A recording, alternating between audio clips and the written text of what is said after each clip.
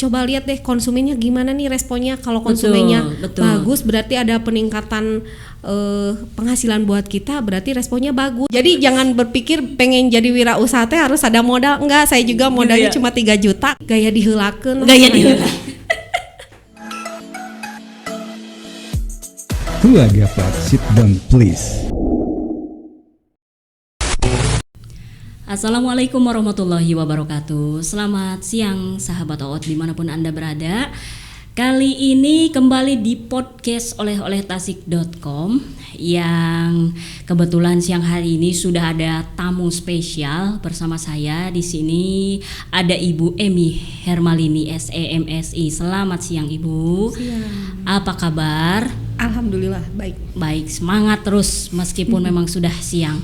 Ibu Emy ini sebagai pembina industri Dinas Koperasi UKM Perindustrian dan Perdagangan Kabupaten Tasikmalaya. Dan di kesempatan siang hari ini merupakan satu jawaban dari podcast sebelumnya. Dari podcast sebelumnya itu kita telah kedatangan tamu yang menanyakan beberapa pertanyaan mengenai bagaimana sih ini bantuan dari dinas gitu ya, mengenai ada MOU ya, dengar-dengar Bu, MOU dinas dengan salah satu retail kemarin, dengan salah satu dinas dengan beberapa minimarket mungkin ya, beberapa minimarket, toko-toko modern, retail modern, toko-toko modern. Di kesempatan podcast sebelumnya ini ada yang menanyakan atau ingin diperjuangkan sekali oleh dinas gitu. Salah satu UMKM yang ingin semuanya sih sebenarnya ya Bu ya. Dan juga mungkin nanti kita bahas sedikit ya Bu, boleh? Oke, boleh. Oke, boleh aja, bebas ya. Oke, Ibu Emy di sini kita akan bersama selama 30 menit ke depan bersama oleh tasik.com. Kita akan buka juga beberapa pertanyaan mengenai program-program yang ada di dinas saat ini ya Bu ya. Setelah mungkin pandemi di tahun-tahun kemarin ini melehoikan, melesukan UMKM ya, 2 tahun berturut-turut digempur pandemi. Dan 2002 kemarin itu sudah mulai ada pembangkitan gitu ya UMKM. Ada nggak Bu program-program dari dinas yang mensupport gitu ya, mendukung naiknya kembali UMKM gitu setelah digempur pandemi? Alhamdulillah kami juga sangat terbantu ya dari dinas kabupaten atau kota, karena banyak sekali program provinsi maupun kementerian setelah pandemi kita gempurkan untuk UMKM itu supaya lebih naik lagi maksimal dengan adanya program UMKM juara, UMKM naik kelas mungkin ya. Nah kebetulan program dari kita dari dinas tempat juga kita itu dari dinas ada beberapa bidang ya, ada bidang UKM, ada perdagangan dan ada juga industri. Ya betul. Kalau untuk di bidang industri sendiri, mungkin kita untuk tahun ini ya, 2023. Tahun ini dan tahun kemarin yang sudah kita lewati itu ada beberapa kegiatan, misalnya ada beberapa sosialisasi juga. Ada program pelatihan juga dan rencananya untuk tahun sekarang itu ada fasilitas halal juga sekitar 304 pelaku usaha. Kemudian ada program TKDN juga dan di bidang untuk UKM-nya, bidang UKM-nya para pelaku usaha itu kita bikin MOU dengan beberapa minimarket, ada Tasco, Indomaret dan Alfamart. Yang sekarang di Asia Plaza itu sampai ketinggal 30 ya.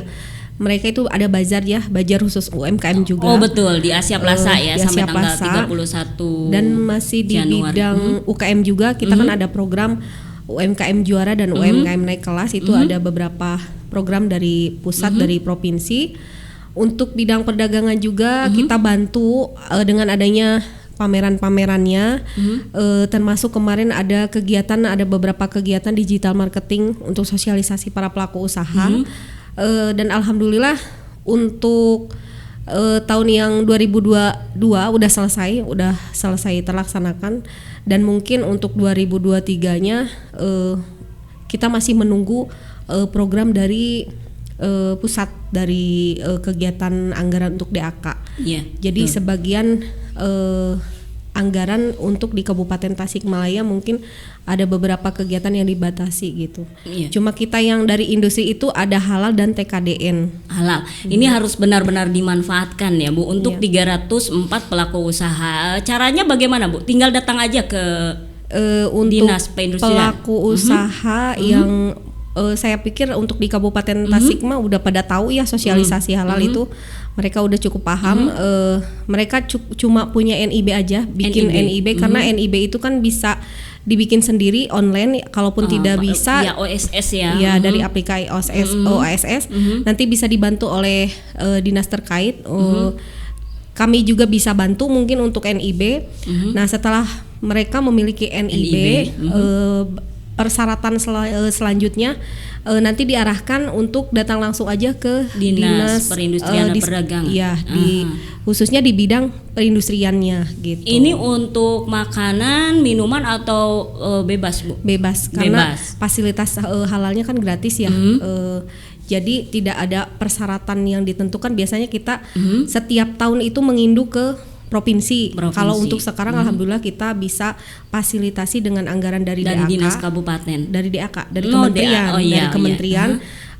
Dengan tidak terlalu banyak persyaratan gitu. Oke, berarti mempermudah juga ya. Tinggal datang langsung ke dinas, kita bikin NIB juga bisa dibantu di sana dan langsung didaftarkan untuk mendapatkan sertifikat halal ya Bu ya. Betul. Oke, ini juga saya tertarik dengan yang namanya TKDN ya. TKDN mungkin masih asing ya Bu untuk beberapa UMKM atau bagaimana, atau sudah berjalan tahun-tahun sebelumnya?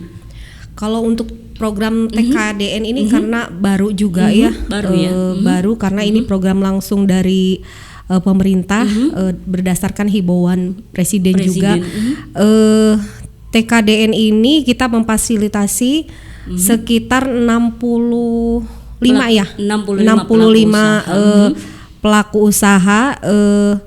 TKDN ini tingkat komponen dalam negeri, jadi memperdayakan bahwa kita itu harus mengkonsumsi produk dalam negeri gitu, mengharuskan kita menggunakan produk dalam negeri gitu, sesuai dengan anjuran Bapak Presiden tadi ya.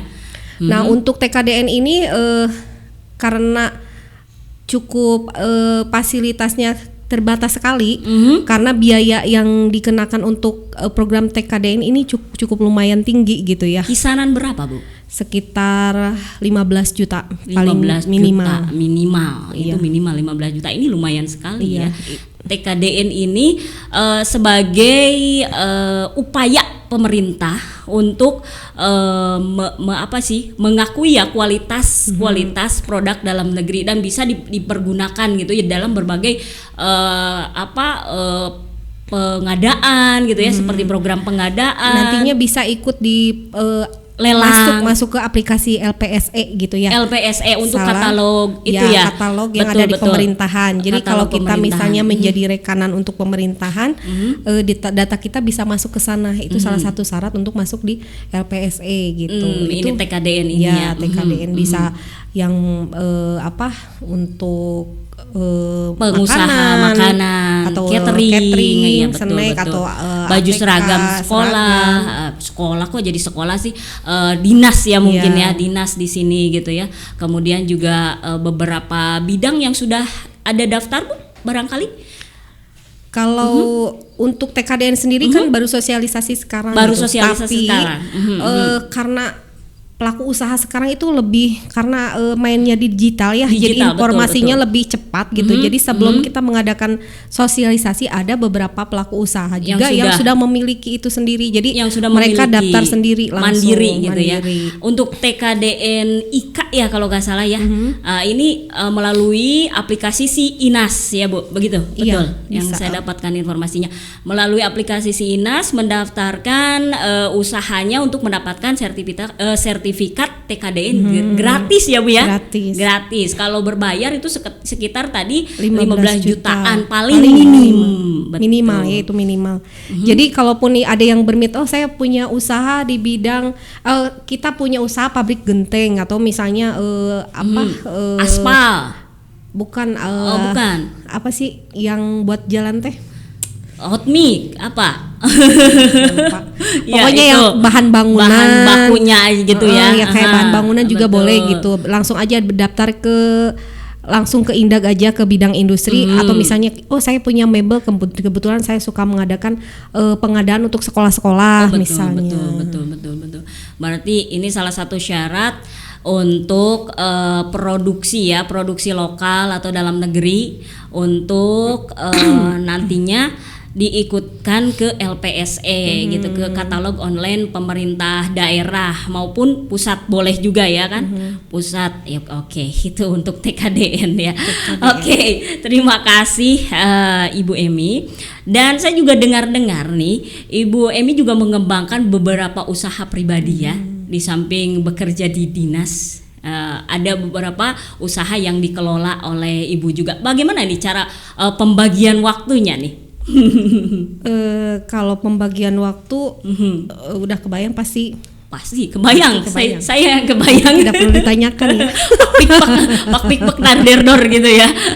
Karena jam kerja dari jam sekian sampai jam sekian, kemudian disambung dengan usaha pribadi gitu ya.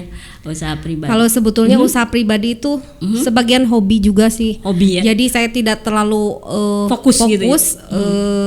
Kalau yang hobi-hobi saya gitu. Jadi sebagian sampingan dari waktu senggang di kantor saya buat kesibukan untuk difokus di usaha gitu. Jadi bukan hal yang paling utama gitu untuk usaha gitu. Tidak terlalu ini yang ngoyo ya harus gitu gimana gitu ya. Kita hanya membuka lapangan kerja untuk yang membutuhkan gitu. Apa aja nih usaha yang sudah Ibu kembangkan gitu ya, sudah dimiliki? Pertama ya saya kalau untuk beras, mungkin kalau beras itu di Jembar Mana itu tahun sebelum menikah dengan saya mungkin suami sudah. Berarti ini usaha suami ya? Terjun ke Jembar beras Mana. Ya, Jembar Mana. Nah terus sekarang mungkin udah punya cabang, udah punya 2 lokasi. Kebetulan lokasinya juga di Cikurubuk. Yang satu yang dipegang langsung sama suami, yang satunya lagi saya pegang oleh anak yang dua-duanya di Cikurubuk. Di Cikurubuk. Iya, betul. Cuma untuk kalau yang dipegang anak itu jalur yang ruko-ruko ya. Kalau untuk yang dipegang suami di kiosnya. Oke, Jembar Mana sejak tahun? Mungkin sekitar 2000-an lah. 2000-an. Sebelum tahun 2000-an. Sudah berjalan 22 tahun. Anak yang mengelolanya sekarang udah berapa tahun yang dikelola sama anak? Kalau dikelola sama anak itu mungkin masih baru mungkin ya. Belum 1 tahun ya. Belum 1 tahun. Belum 1 tahun tapi omsetnya lumayan gitu. Untuk bulan sekarang aja baru 3 minggu sekitar 500 juta. Wow. 3 minggu. Ya. Itu khusus untuk beras Bu atau ada pangan lain? Ada beras, ada ketan, ada juga kayak dedak ya, dedak. Iya betul. Cuma 3 macam aja sih fokusnya. Menyerap produk dalam negeri atau ada yang dari impor luar? Enggak, kita dari paling jauh Indramayu mungkin ya. Petani-petani lokal ya. Lokalan. Luar biasa. Itu jadi, untuk Jembar Mana. Untuk Jembar Mana karena saya juga terinspirasi oleh suami gitu ya. Ketika saya pulang kerja, saya hanya menunggu punya uang itu tanggal 1. Dari gajian gitu ya. Tanggal 1 saya baru punya uang. Terus tanggal 15 saya baru punya tunjangan gitu ya. Sementara suami store tiap hari gitu ya. Belum dipotong sama pinjaman. Kasihan banget. Tapi alhamdulillah dong ya. Iya, alhamdulillah dong. Kata suami saya gini, memang enggak berniat untuk usaha gitu ya. Oh, itu kata-kata motivasinya mulanya ya. Saya pikir iya ya kalau yang usaha tiap hari pegang uang. belum malamnya langsung setor tunai gitu ya. Betul ya. Terus dilihat lagi omsetnya, wow jauh sekali gitu. Iya, Saya pikir ya udahlah, saya belajar untuk usaha sendiri. Ya udah kalau mau belajar pakai uang sendiri katanya gitu. Jadi nggak dimodalin, Nggak. kejam ya suaminya, kejam. Jadi dari modalin ya. dari awal juga. Jadi jangan berpikir pengen jadi wirausaha teh harus ada modal. Enggak, saya juga modalnya Gitu ya? cuma 3 juta kalau waktu itu bikin baju. Saya pikir saya suka di passion, main di passion. Hobi ya, karena berawal dari karena hobi itu karena ya? saya pikir ya udahlah hobi saya bikin usaha. Saya bikin baju modal 3 juta itu pas gajian ya. Saya bikin baju 3 Gaji juta. lagi. Luar biasa ini. 3 juta. Betul. Ternyata bisa jadi 15 baju itu yang 3 juta ya. Yang 15 jadi baju jadi berapa tuh, Bu? Nah, yang 15 baju saya masukin ke Asia Tos Serba karena saya belum pede untuk masuk ke Asia Plaza. Iya. Nah, untuk di Asia Yang Tos di Serba Cihideng itu ya. Terus suka dilihat dulu kan wah produknya gitu. Ternyata rapi jahitannya. Oh, boleh silakan masuk. Kenapa sedikit, Bu? Saya pikir saya coba-coba dulu.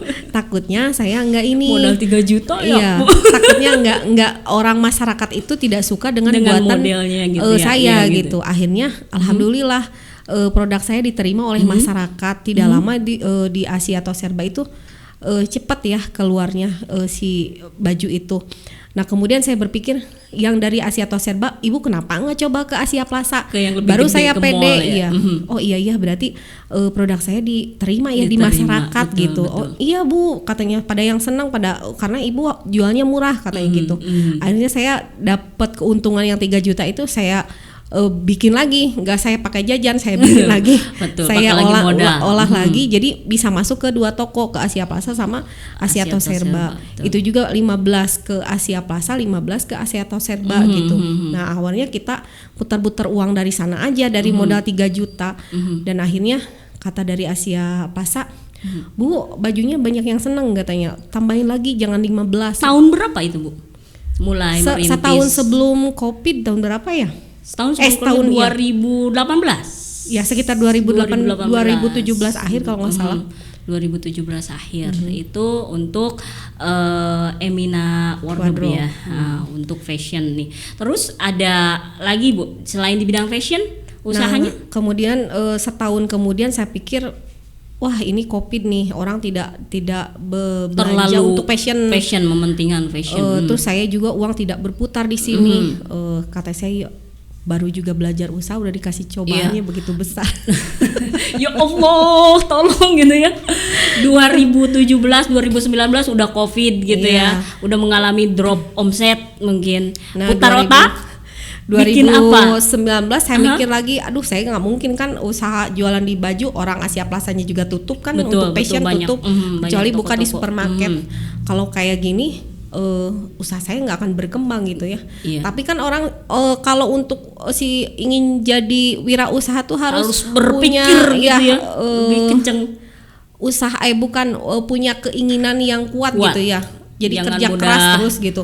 Harus berpikir harus gimana lagi nih. Iya, betul. Oh ya udah saya keidean karena saya tuh seneng luluran spa daripada saya perawatan ke orang lain bayar. Buka aja di rumah gitu kan, daripada rumah juga tidak terlalu banyak ininya juga gitu di rumah ya, cuma berdua sama suami. Akhirnya sebelah kayaknya lebih baik saya pakai untuk usaha spa. Nah, kemudian itu 2019 mungkin kalau nggak salah ya, 2000 pas pandemi pokoknya gitu ya Bu. Iya, pas pandemi tinggi-tingginya, tapi alhamdulillah dari buka spa itu kita cuma punya tamu itu cuma 5 orang, 10 orang, tapi setiap bulan itu bertambah gitu ya. Padahal lagi Covid. Makanya yang pegang salon, ibu yakin ini mau buka, yakin aja lah. Bismillah kita aja bismillah gitu ya. aja, karena kalau rezeki mah datangnya dari mana aja gitu. Meskipun Covid lagi tinggi-tingginya waktu itu. Dan alhamdulillah sekarang berjalan 2 tahun ya untuk spa. Untuk spa karena pengunjungnya juga bukan hanya dari kota Tasikmalaya gitu ya, dari Ciamis, dari Banjar, dari Garut, dari Bandung juga dari ada, luar kota gitu, juga dari ada ternyata ya. luar kota. Itu bagaimana Bu meraup klien seperti itu, promosinya seperti apa? Apa dari mulut ke mulut, cukup dari mulut, atau karena ibu memang mempunyai banyak relasi atau bagaimana? Kalau relasi justru saya nggak punya. Kalau biasanya kalau untuk perawatan kayak salon gitu lebih banyak ke mulut ke mulut. Ini di salon ini lebih murah, lebih enak. Nah, terus kita main di IG juga gitu. Oh, main di medsos juga ya. Kan sekarang lagi musim digital marketing gitu. Ternyata dari sana ya. juga gitu.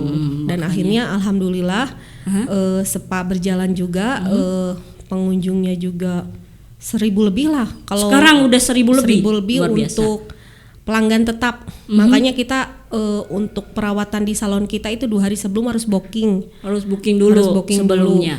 Karena apa sih yang membuat spa salon ibu ini lebih lain daripada yang lain gitu? Kok bisa sampai 1.000 lebih? Apalagi ketika pandemi, orang-orang lagi kencengnya di rumah kok mau gitu.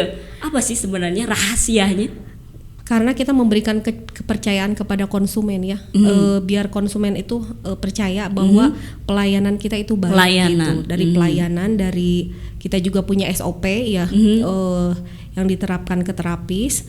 Dan tempat juga terbatas mungkin ya, karena saya tidak sewa tempat, hanya menggunakan sebagian rumah saja gitu ya, karena yang sebelah lagi kita dipakai untuk tempat tinggal. Keterbatasan tempat juga tapi udah 1.000, apalagi kalau tempatnya luar biasa. Alhamdulillah. Luar biasa. Oke. Sekarang masih berjalan juga ya, Bu? Alhamdulillah. Untuk passion juga udah mulai merangkak main lagi. Kalau passion kita memang mainnya di gaun ya. Kalau di passion sekitar harga jualnya itu di atas 500.000 karena saya tidak terlalu banyak buat juga gitu ya. Jadi ada yang pesan saya buatkan. Lebih banyak mereka tuh bikin gaun yang kisaran harganya sekitar 1 juta atau paling di atas 700 ya. 700 sampai 1,5 juta. Berarti khusus untuk gaunnya aja ya, Bu gaun. Ya. Oke. Jadi baju-bajunya tidak akan sama dengan yang lain gitu. Limited gitu ya. Luar biasa ini nih. Boleh hubungi Bu Emi untuk acara-acara tertentu ya, biar nggak samaan gitu bajunya. Oke. Kemudian juga masih ada Dapur Emina. Ini tahun berapa nih dirintis Dapur Emina? Kalau Dapur Emina itu baru Januari tahun kemarin ya. Berarti baru 1 tahun Dapur Emina. Karena request dari pelanggan spa, saya tuh kalau perawatan di sini 3 jam 4 jam itu lapar katanya. Nggak dikasih makan gitu ya? Kalau bisa ada menu makanan gitu biar kita langsung praktis gitu pesen di sini. Saya kepikiran juga, kenapa nggak buka rumah makan aja sekalian. Berarti gitu. Lokasinya masih di sana gitu ya, Bu? Untuk Dapur Emina masih dekat dengan salon. Masih dekat dengan salon, itu lokasinya di rumah orang tua saya gitu, karena tidak jauh, hanya berapa meter aja gitu ya.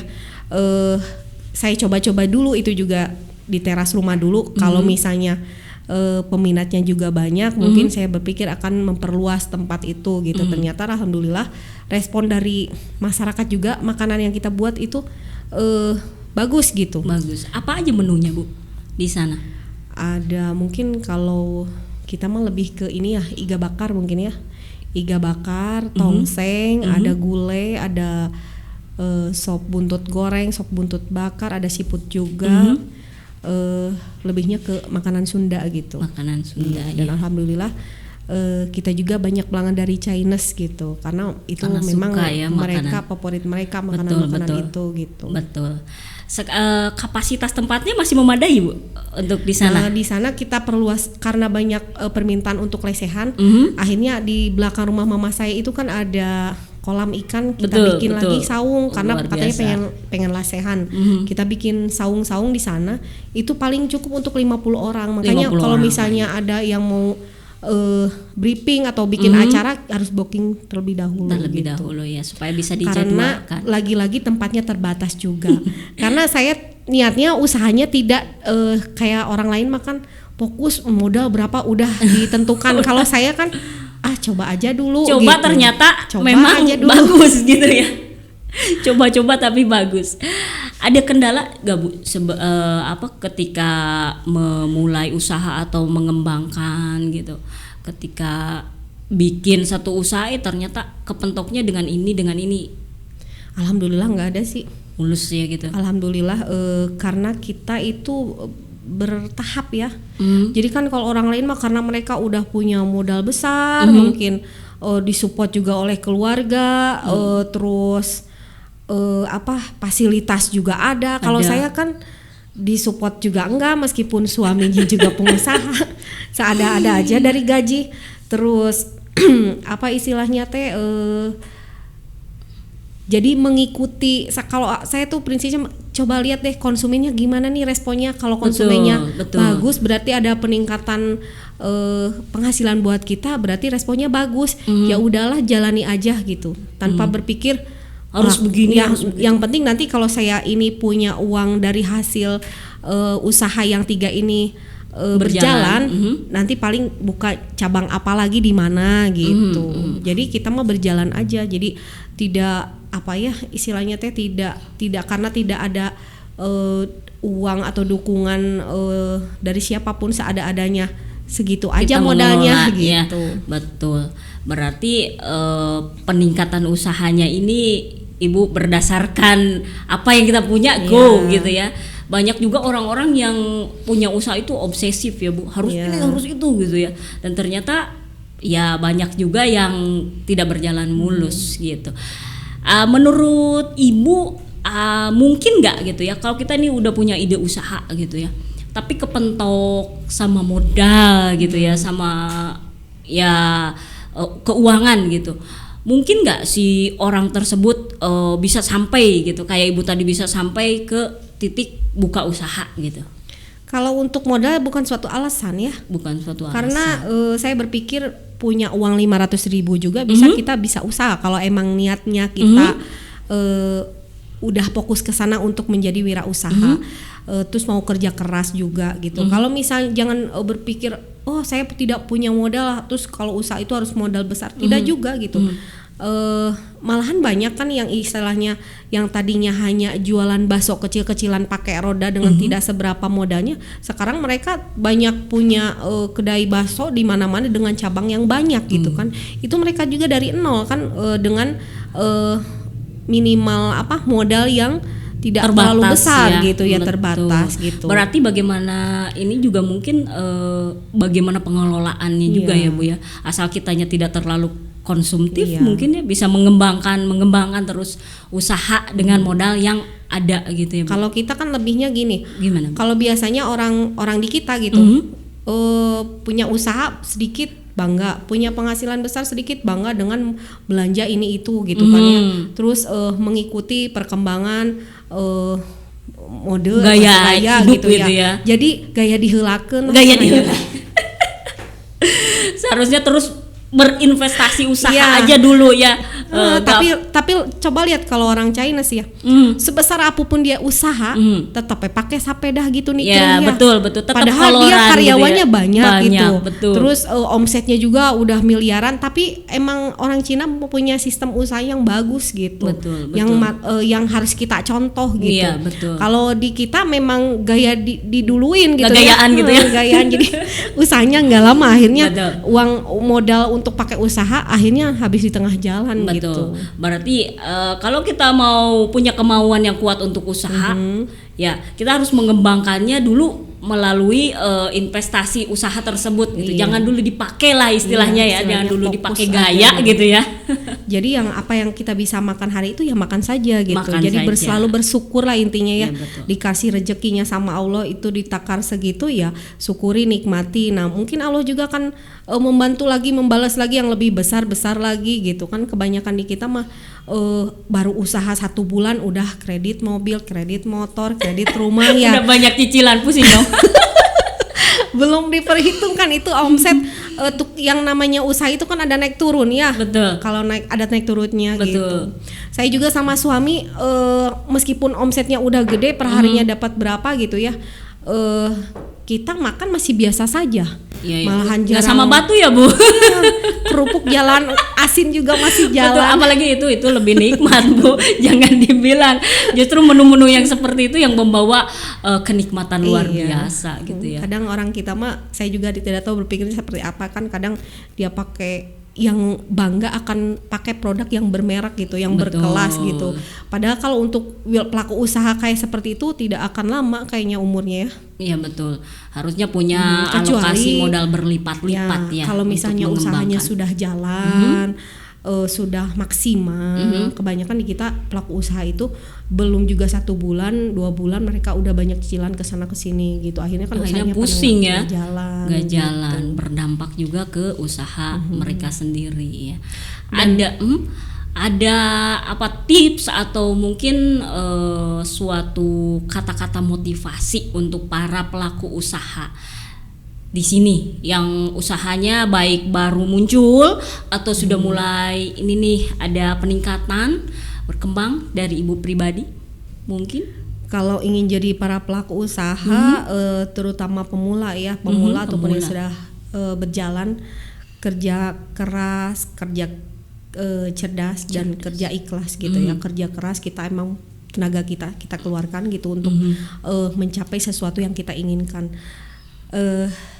Kerja cerdas, ikhlas kita menerima apapun yang diberikan hasilnya, sama yang di atas kita terima gitu ya. Untuk kerja cerdas. Jangan terpaku kita misalkan hari ini kita dagang bakso, tetap aja mau jadi tukang bakso sampai nanti gitu. Nah itu kan tidak kreatif ya, tidak berkembang. Ya kita harus melihat perkembangan setiap. Untuk pelaku usaha itu harus melihat perkembangan lingkungan sekitar ya.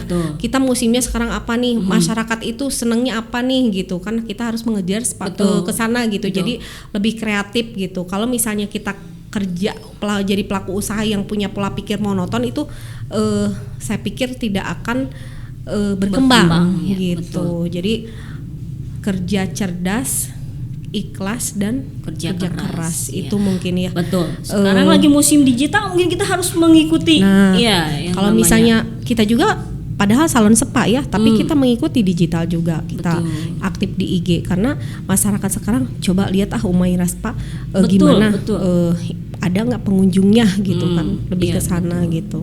Iya, betul. Oke, senang sekali saya bisa bersama Ibu di sini, bisa mengorek-ngorek beberapa kegiatan yang ada di Dinas Industri, Dinas Koperasi UKM, juga Perindustrian dan Perdagangan khususnya Kabupaten Tasikmalaya. Dan di samping itu juga saya mendapatkan beberapa ilmu nih untuk mengembangkan usaha. Dan selain itu juga sahabat Oot juga mempunyai beberapa trik dan tips dari Ibu untuk bertahan di masa-masa sekarang setelah pandemi. Ada pesan-pesan nggak Bu untuk rekan-rekan podcast OOT khususnya? Intinya untuk rekan-rekan ya, kita semua masih punya orang tua. Apapun yang akan kita kerjakan, istilahnya tetap minta restu orang tua. Tanpa restu orang tua mungkin kita tidak akan terbantu gitu kan. Jadi tetap harus minta restu orang tua, minta doanya. Saya mau melakukan usaha ini, tolong didoakan gitu ya. Karena setiap apapun kegiatan yang kita lakukan, kita harus minta restunya. Mungkin saya seperti sekarang saja karena doa mereka gitu ya. Meniti karir dari menjadi PNS 2004 saya itu pegawai kontrak sampai 6 tahun ya. Itu saya gaji cuma 400.000. Kemudian berapa tahun kemudian ya, kalau nggak salah sekitar 4 tahun kemudian saya gaji itu cuma 600.000. Nah, karena doa orang tua, support terus ya, dukungan doanya, diangkatlah jadi PNS sampai saat ini. Sudah berapa tahun Ibu? 2004 ya, 2004 mulai, berarti sekitar 18 tahun. Iya. Luar biasa melayani para UMKM. Ini saya saya ketahui Ibu ini paling betah ya di Dinas Perindustrian dan Perdagangan. Karena gini kan, setiap manusia itu ketika meninggal itu semua amalannya diputus kecuali 3. Yang pertama sodakohnya ya, amal jariahnya. Yang kedua ilmu yang bermanfaat. Yang ketiga doa anak soleh. Betul. Nah saya dari kecil selalu pegang prinsip yang 3. Kalau misalnya saya buka usaha, minimal saya bisa membantu orang-orang yang membutuhkan gitu. Menyerap tenaga kerja. Karena tenaga kerja yang saya serap itu mereka itu kalau nggak yatim piatu ya yatim, kalau nggak piatu, kalau nggak janda gitu. Betul. Ilmu yang bermanfaat kenapa? Karena di industri ini di Indag sangat berhubungan sekali dengan masyarakat gitu. Jadi apa istilahnya? Sedikit informasi yang saya sampaikan itu akan bermanfaat sekali untuk para pelaku usaha gitu. Betul. Makanya saya tidak mau dipindahkan ke dinas lain meskipun tunjangannya lebih besar, karena saya punya prinsip 3 itu gitu. Tetap melayani masyarakat atau melayani pelaku usaha ya, untuk eksis. Luar biasa Ibu, luar biasa di kesempatan siang hari ini. Terima kasih sudah mau hadir ke podcast OOT ya. Mudah-mudahan Ibu sehat selalu, barokah usahanya, manfaat sisa usianya, dan doakan saya juga supaya usahanya berkembang seperti Ibu. Amin, mudah-mudahan kru yang ada di OOT menjadi lebih sukses, tambah maju. Amin gitu ya robbal alamin. Terima kasih sekali lagi Ibu. Mohon maaf penerimaannya seadanya seperti ini. Oke sahabat OOT, di kesempatan siang hari ini mudah-mudahan obrolan saya bersama Ibu Emi bermanfaat. Terima kasih. Wassalamualaikum warahmatullahi wabarakatuh. Podcast OOT, sit down please. Keluarga Pak, sit down please.